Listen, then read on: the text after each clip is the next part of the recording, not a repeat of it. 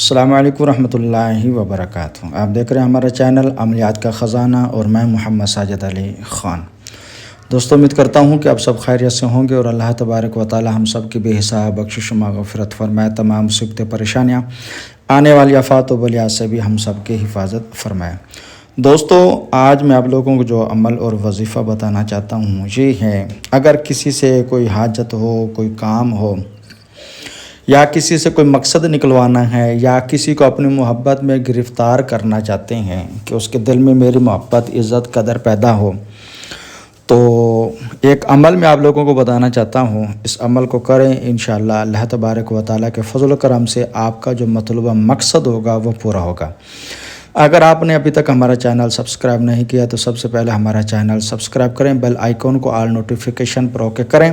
تاکہ جب بھی ہماری طرف سے نئی ویڈیو آئے تو آپ کو بآسانی وہ مل سکے۔ عمل یہ ہے کہ جب بھی کسی کے پاس جانا ہو، کسی سے کوئی کام ہے، آفیسر ہے یا کوئی کمپنی کا مالک ہے، آپ یہ چاہتے ہیں کہ جب میں اس کے پاس جاؤں تو وہ میری بات توجہ سے سن اور یہ جو مقصد میں لے کے جا رہا ہوں وہ میرا مقصد پورا ہو جائے، یا کسی سے کچھ پیسے وغیرہ لینے ہیں یا کوئی قرضہ لینا ہے، الغرض کوئی بھی ایسا کام ہے کسی اور سے ہے پر آپ اس سے لینا چاہتے ہیں، آپ اس سے نکلوانا چاہتے ہیں، کوئی بھی مقصد ہو، مگر اس میں کوشش کریں کہ جائز طریقہ کار ہو،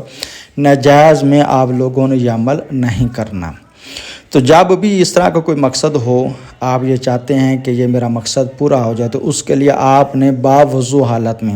سب سے پہلے 2 رکعت نماز حاجت ادا کرنی ہے، یعنی اس بندے سے جانے سے پہلے آپ نے یہ عمل کرنا ہے، اور اس کے بعد آپ نے اول آخر درود ابراہیمی 11 مرتبہ پڑھنا ہے اور سورۃ یاسین 35 مرتبہ پڑھنی ہے۔ اب یہ ذہن میں رکھ لیں، سورۃ یاسین 35 مرتبہ پڑھنی ہے، اور اس کے بعد اس مقصد کے لیے اللہ تبارک و تعالیٰ کی بارگاہ میں دعا کریں، اور جس کے پاس آپ جانا چاہتے ہیں اس کے پاس چلے جائیں، تو انشاءاللہ وہ آپ لوگوں کا وہ مطلوبہ مقصد جو ہوگا وہ پورا ہوگا۔ یعنی اگر بالفرض آپ یہ چاہتے ہیں کہ ہم لڑکی کی شادی کرنا چاہتے ہیں یا لڑکے کی شادی کرنا چاہتے ہیں کہ جو رشتہ دار ہیں، جو رشتے والے ہیں، وہ اس رشتے سے انکار نہ کر سکیں، تو وہ رشتہ قبول کر لیں، تب اگر آپ جانا چاہتے ہیں تب بھی عمل کر سکتے ہیں، یا نوکری کے لیے اپلائی کرنا چاہتے ہیں تب بھی جا سکتے ہیں، کسی سے پیسے لینے، ادھار لینے یا قرضہ لینا، اس کے پاس جانا چاہتے ہیں تب بھی کر سکتے ہیں۔ الغرض اس میں کئی مقاصد جو ہیں وہ رکھے جا سکتے ہیں، اس کے بعد یہ عمل کیا جا سکتا ہے۔ تو انشاءاللہ یقین کامل کے ساتھ اس عمل کو کریں